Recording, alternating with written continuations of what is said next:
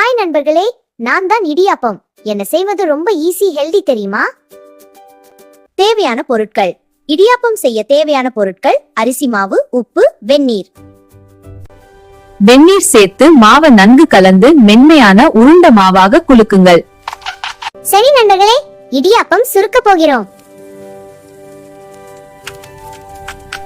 Super! Idiyappam வேகுது. தேங்காய் பாலை சிறிது சர்க்கரை சேர்த்து நன்கு கலருங்கள். அருமையா! இப்போ இது ரெடி. சிறிது தண்ணீர் கலந்த இனிப்பான தேங்காய் பாலை மெதுவாக இடியாப்பத்தின் மேல் ஊற்றுங்கள்.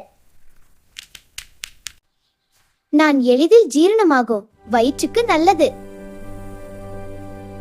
தேங்காய் பால் உடலுக்கு சக்தியும் ஆரோக்கியம் தருகிறது. இடியாப்பம் உடலுக்கு நலம் தரும், எலும்புக்கும் நோய் எதிர்ப்புக்கும் நல்லது. எல்லாரும் ஹெல்த்தியா சாப்பிடுங்க. டாடா.